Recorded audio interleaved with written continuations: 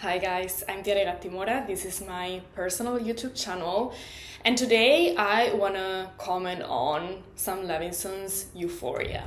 So the last episode of the entire show is out, it's over. There's been a lot of criticism of it, which I also wanna comment on, and personally, I've never loved the show, but I do find it to, portray some of the issues over times. And by issues, I mean problems with how we look at things and what the sort of cultural and even like political spheres prioritize.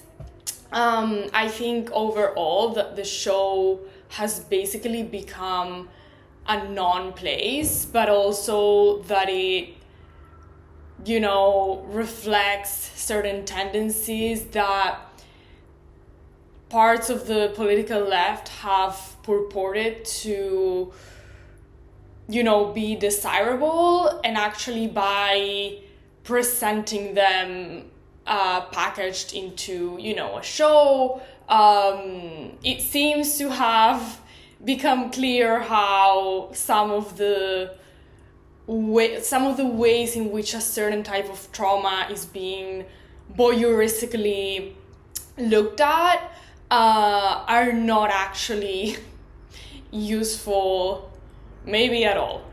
And so, I want to start by saying that I feel like the show has become this non-place in the sense that it's become a venue for consumption that is so sort of anonymous and just a reflection of the larger sort of online world. That is there as a venue for basically ads, right? I've talked about non-places before in this channel, so please go through my videos, because to me they are a big part of being cut adrift, these sort of huge monoliths that just exist for consumption, that are extremely sterile, anonymous, just replicated all over the world, and you basically feel like you are nowhere because there are no special characteristics to them that are, connected to history, or that propel you into some sort of coherent future, desirable future, or quite honestly a future at all. And this season very much feels like that to me, both within the storylines of the characters and as the show as a package in itself. So the characters, as I'm sure many people watching know because they probably watched the show already and they just want commentary,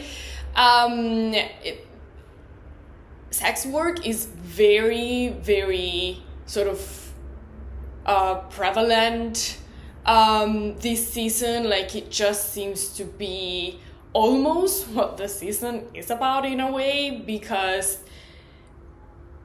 is any of the characters exempt from participating in it? I'm struggling to find one. Like, the main characters, so Rue, Cassie, Maddie, Jules, and everyone adjacent to them, so like Cassie's sister and Nate, obviously as adjacent to the characters that are practicing the S work. It's just, the season is just imbued in this world, and it very much presents this line of work as something that is so in this bubble, in this literal content house, and there's no discourse about it, or even depictions on it that are in any way connected to, you know, honestly, even the character's history, just like historically, it's not placed anywhere.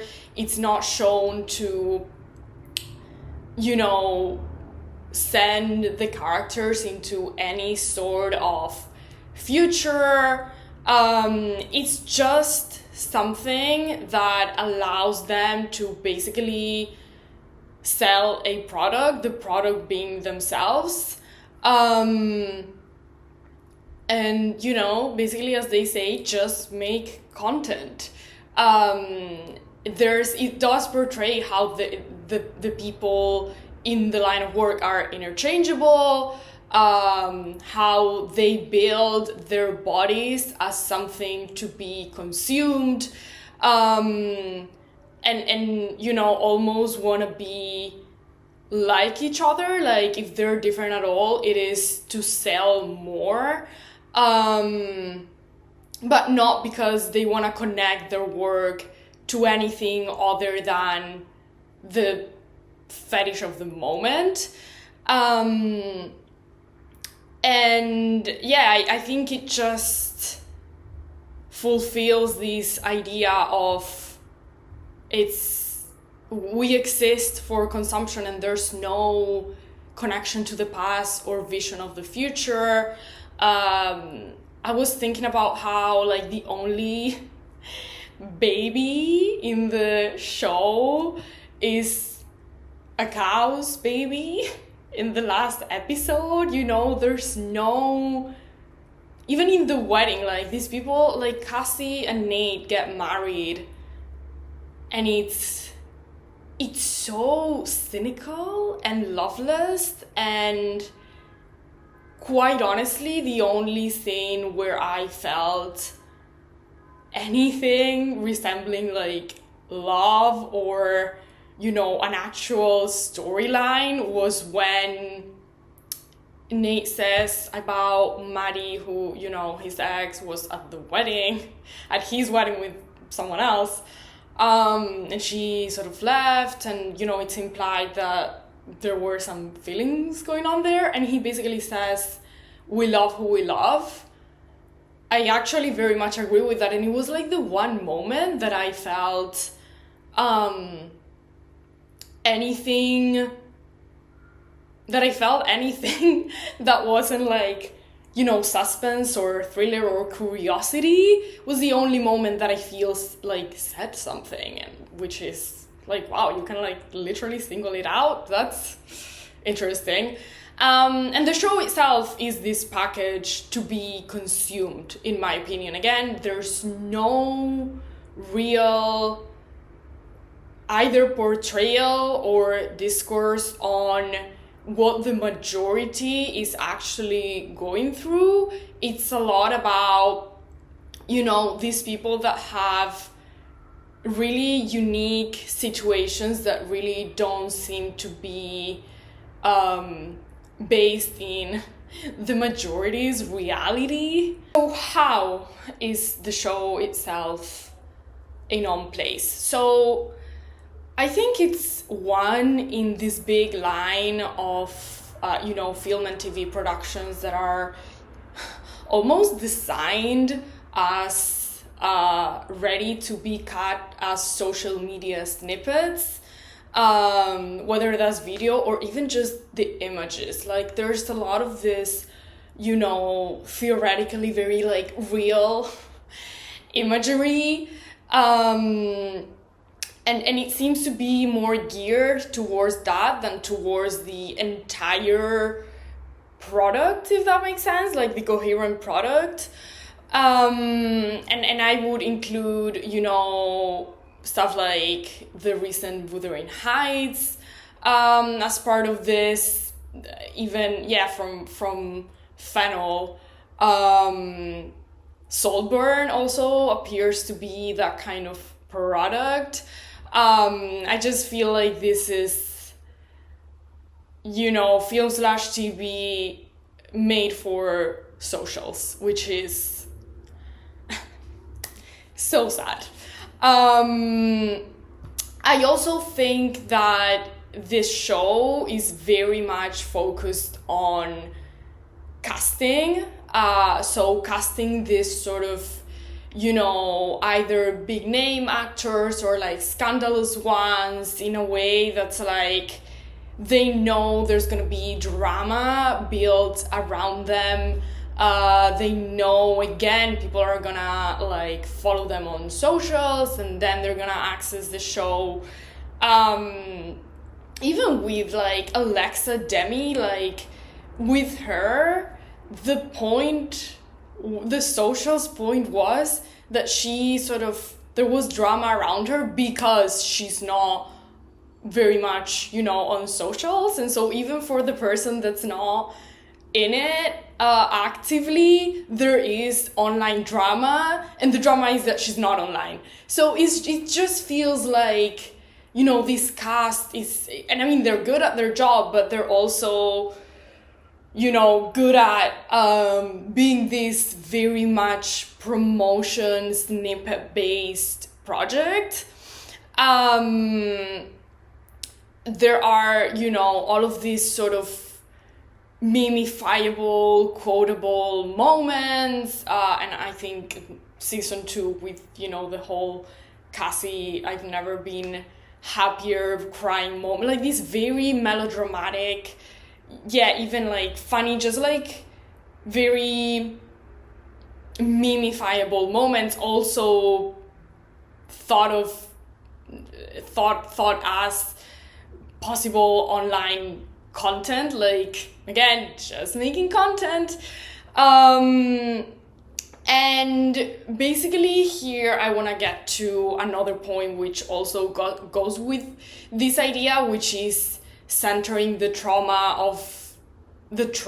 of all, centering trauma, but also the trauma of those with marginalized identities, trauma that is very much spectacularized,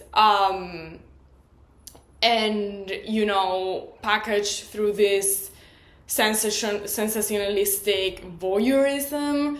And basically, here's the thing. I feel like this show does something that, as I was getting at in the beginning of the video, certain parts, big parts of the political left have been sort of purporting to be useful, which is this, confessional, trauma-based type of storytelling, the bringing forth of certain lived experience-based narratives, and the idea that by telling them you are sort of getting into this psychological / educational, and those can be separate or mostly, I would say, put together, in these psychological and educational arenas in which, either people who have gone through trauma that is very much connected to their marginalized identity, or professional managerial class experts, and again, preferably both together, sort of tell the rest of the public what they've gone through in a way that is gonna transform how you perceive them, how you perceive the workings of the world. And we've seen this type of approach in, for example, Spanish feminism, and I will leave an article below where I examine that. But for example, with feminists in Spain, such as Cristina Falleras, who put this, book together of basically women telling their essay stories, and sort of purported that was this feminist act that would be transformative for society. In Italy, Giulio Cecchettin is doing a very similar thing, through this book on his daughter who was a victim of, gender-based violence, and she was murdered by her ex. And basically he put this book together as sort of like an example of a gender-based violence situation where, the public will in his mind learn the dynamics of like toxic relationships and like how gender-based violence looks in people's lived experience. And then he accompanies this by educational projects. And basically there's this idea that what we have to do is not tackle the material conditions that often put us in vulnerable situations and put us at risk, in both our personal lives, our working lives. Whether that's relationships where there's violence or workplaces where there's harassment, right? That's the correct, like, operating on those material conditions. Get that out of the window. No, it's about education and psychology, because aren't we the problem, right? Individuals and stereotypes. It's just so end of history. It's literally a mindset of we give up hope of being an agentic subject that operates on the world, and we just, get into ourselves and try to engineer ourselves, our psyche, our personal lives as something that is more fitting to an idea we want to have of who we should be, of this like more moral, more enlightened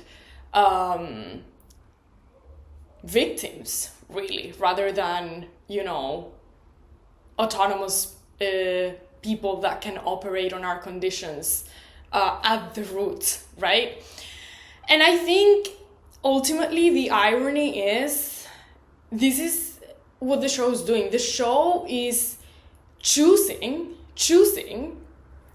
people who bear the kind of, marginalized identities and sort of feminized labor that is being centered in this type of confessional sort of stories.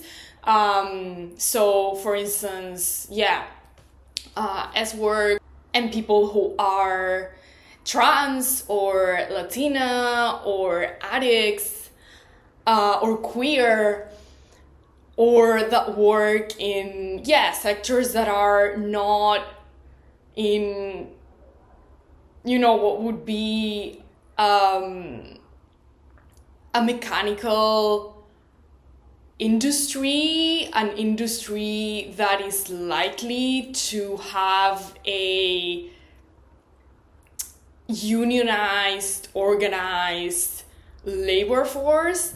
So the show really focuses on the margins, and puts literally the camera on them, focusing not only on the margins but on the trauma of the margins, and on the severity of that, and on the hopelessness of that, because again, it's not like he's suggesting that nobody can really operate on it.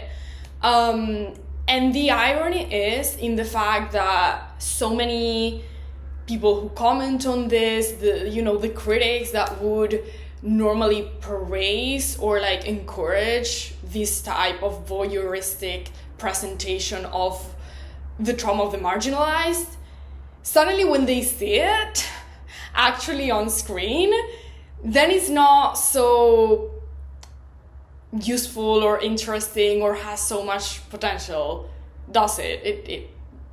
It doesn't. It really doesn't. And it just comes off as the voyeuristic exercise that it is. And not only that, but as the navel gazing exercise that it is.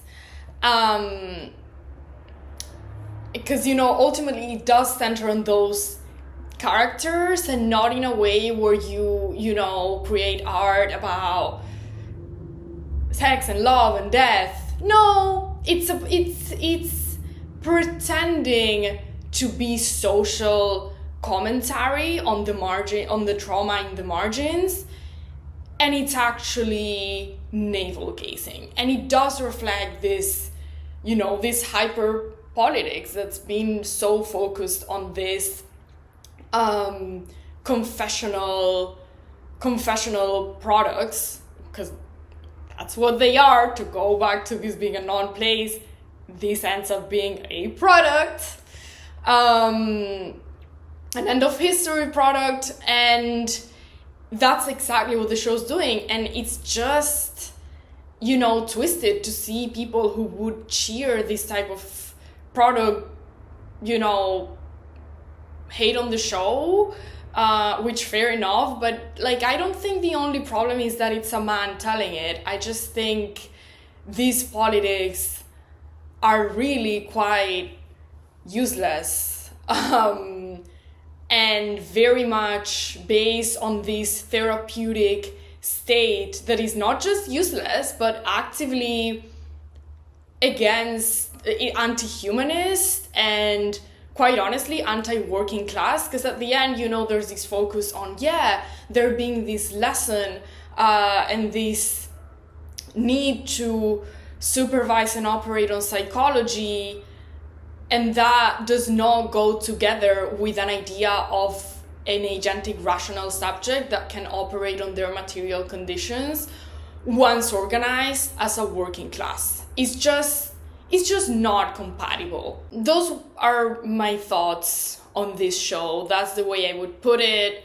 I think, you know, if Sam Levinson wanted to like place it on this Wild West scenario where like anything is possible, it's more like nothing is though.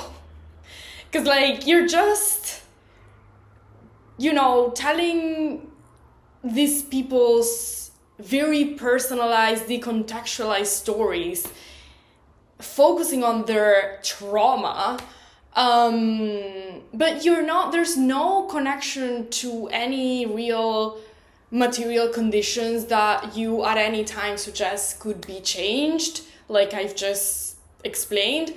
But also there's such a cynicism to the whole portrayal that is honestly jarring.